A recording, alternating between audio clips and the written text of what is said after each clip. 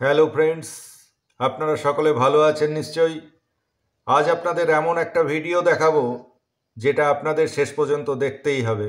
হ্যাঁ, আজ দেখাবো একটা ছাদ বাগান। যারা বাগান প্রেমী, যারা ফুল ভালোবাসেন, যারা গাছ ভালোবাসেন, তারা অবশ্যই ভিডিওটি দেখে আনন্দ পাবেন। দেখুন, এমনও ছাদ বাগান বানানো যায়। হ্যাঁ, আজ আমার ভাইয়ের স্ত্রী ভাস্বতী আর আমার স্ত্রী ভাইয়ের স্ত্রীর ছাদ বাগানে। কি নেই এই ছাদ বাগানে! বিভিন্ন প্রজাতির গাছ থেকে শুরু করে লতা, গুল্ম, আছে কচুরিপানা। আসুন আমরা দেখে নিই সেই ছাদ বাগান। এটা বেলি, এটা জুই না, ওটা কামিনী। কামিনী। এটা ওটা হচ্ছে লেমোনিয়া। লেমোনিয়া। পাতায় দেখো লেবুর মতো গন্ধ। ও কি সুন্দর গো সেন্টটা। এইটা দেখিনি। ওটা হচ্ছে তোমার মাধবীলতা, কিন্তু ওটা ওই ভিন্ন জাতের। হ্যাঁ, ওই গুল্ম টাইপ। ওটা লতা হয় না। ওই দেখো কুঁড়িও হয়েছে। আচ্ছা, এইটাই তো সিঁদুর গাছ। হ্যাঁ, ওটাই সিঁদুর গাছ। ওটার ফলগুলো শুকনো করে গুঁড়ো করে, এগুলো শুকিয়ে গুঁড়ো করলে, হ্যাঁ গুঁড়ো করে ওইটা থেকেই সিঁদুর হয়। এখনো হয়নি, নতুন গাছ। নতুন গাছ। এই গাছটা আমি নতুন দেখছি। হ্যাঁ, এত সুন্দর ছাদ বাগানে বিভিন্ন প্রকারের গাছ। তা সেই জন্যই এই ভিডিওটা করতে এলাম আর কি। সুন্দর তো। এই দুটো সিঁদুর গাছ নাকি? হ্যাঁ, দুটো সিঁদুর গাছ। এটা এখানে দুটো আছে, নিচে আরো আর একটা আছে। আর এইটা হচ্ছে পাদপ। পাদপ। হ্যাঁ, এটা মূলত আফ্রিকার গাছ। এখানেও অনেক জায়গায় আছে। এটা মাটিতে যদি রাখা হতো এটা অনেক উঁচু হয়ে যেত, প্রায় 4-5 ফুট কি তারও বেশি। কিন্তু যেহেতু টবে আছে ওই জন্য এটা খুব বেশি বড় হয়নি। নিচের দিক দিয়ে দেখো অনেকগুলো চারাও বেরিয়েছে। হ্যাঁ, এই যে চারা ছোট ছোট, বেশ সুন্দর চারা। হ্যাঁ, এটা কি গাছ বললে? ওটা হচ্ছে ফ্যান পাম। হ্যাঁ, পাখার যেমন।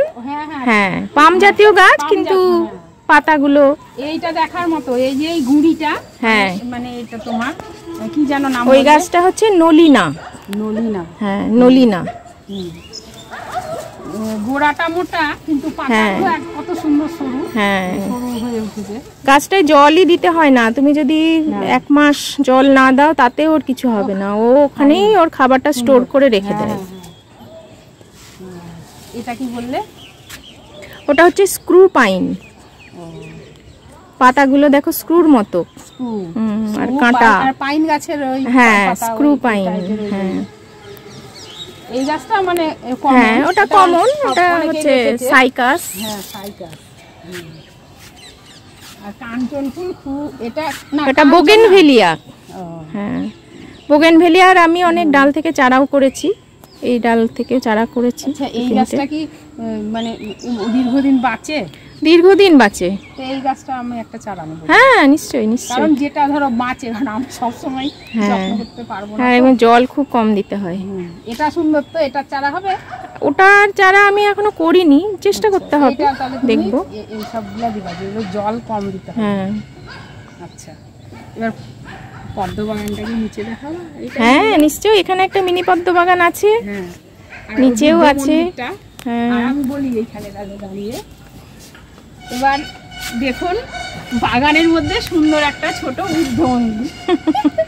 বেশ 3 তলার ছাদের উপর, খুব মনোরম, খুব সুন্দর।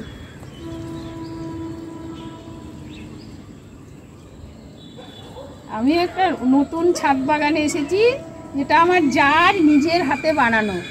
আমাদের বাড়িরই একটু মানে বাইরের দিকে আর একটা বাড়িতে আমার যা নিজের হাতে তৈরি করেছে, তাই দেখানোর জন্যই আজকে এলাম।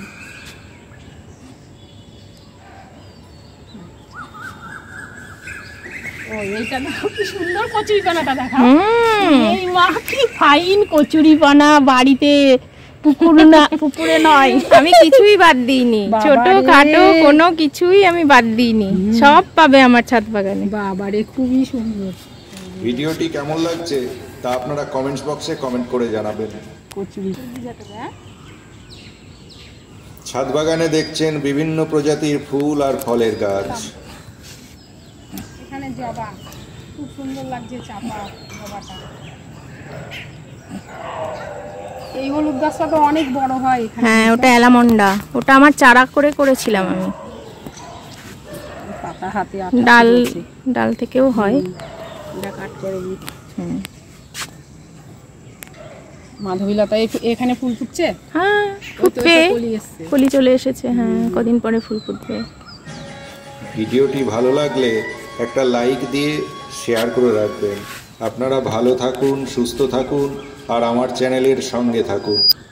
ওখানে কটা বেলির গাছ আছে, বিভিন্ন রকমের জবা আছে।